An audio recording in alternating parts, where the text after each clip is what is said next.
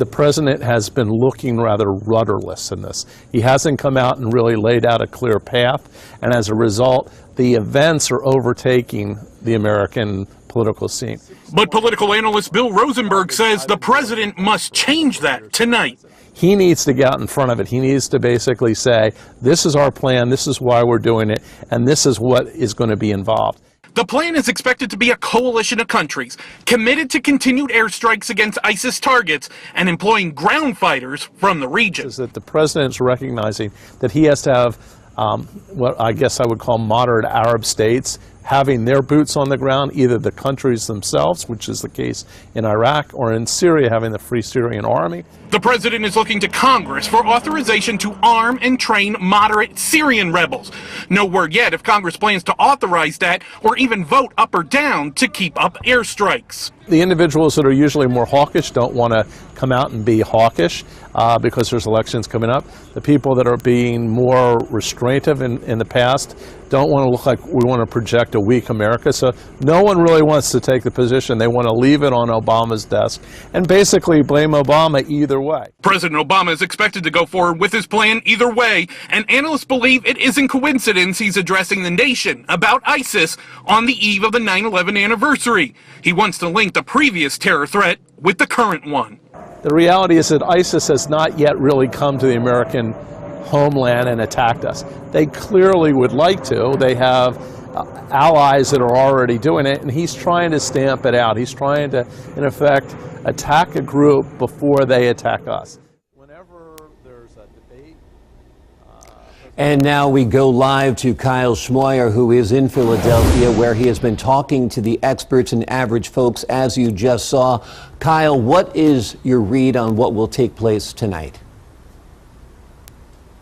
Well, I think that as we set out there, Logan, the idea is that the president is going to lay out this plan. It may be short on specifics, many of those being strategic and not to be shared publicly, but I think that he's going to have to tell the American people why we're going to do something, to the extent of what's going to happen, and maybe kind of put a timetable out there, even though we are hearing there's not going to be any specifics on that. You know, recent polling has shown that the American people are by a majority in favor of doing something about ISIS. They do support these airstrikes and actually increasing these airstrikes. What they don't support is any type of combat ground troops in the Middle East. Once again, that they don't. We don't expect to hear that from the president tonight. We do expect to hear about these airstrikes continuing. We do expect to hear about this building of a coalition to stand up to ISIS and why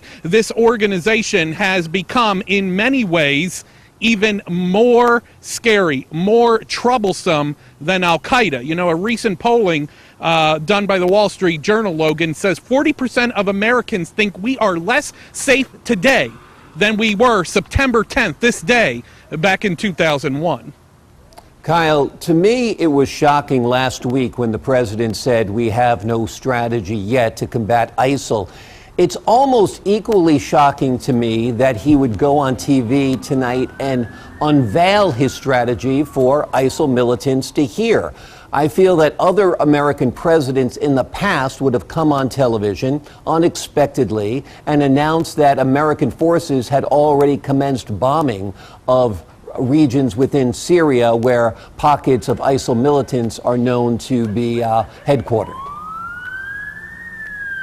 You know, Logan, this president has done things very differently when it comes to engaging U.S. troops, U.S. fighters around the world. You know, his major thing when he came into office was that he was going to bring the troops home, bring down the war in Iraq, which we have, bring down the war in Afghanistan, which is coming down, and bring those soldiers home. In many cases, he has been called the reluctant warrior to get back involved in these cases around the world. So it kind of seems like he believes that he needs to lay this out. Yesterday for congressional leaders, tonight for the American people. But again, we're not expecting any type of major plans laid out there so that the quote-unquote enemy knows what's going on. We are expecting that the president is going to say, we need to do something. The U.S. is going to lead this, but a lot of others, including Middle Eastern, as you you heard from our expert, moderate Arab states getting involved with some type of troops on the ground. We know the president is now asking through channels to Congress to authorize us arming and also training those Syrian rebels. We are hearing, as late as just about 5-10 minutes ago, that a leading Republican in the Senate, Lindsey Graham, says he supports the president on this. So we'll have to see how Congress reacts to what the president has to say tonight as well. It was interesting last weekend as well when California Senator Dianne Feinstein said that the president was being too cautious. She is a huge supporter of the president and a very strong progressive/liberal. And for her to be saying that was, again, quite shocking.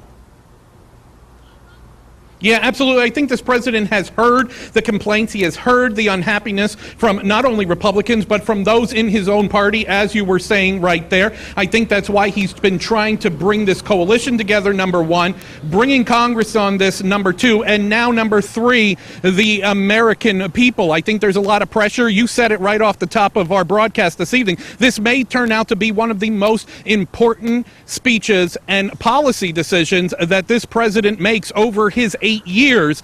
And again, no coincidence, he's doing this on the eve of the September 11th anniversary. They're making a point there, linking the threat we saw before in Al-Qaeda to the threat now of ISIS, not only to groups over in Iraq and Syria, but right here at home. Kyle Schmoyer reporting live tonight from Philadelphia, giving us insight into what the president might say in about 2 hours and 20 minutes from now. Kyle, thank you for that report.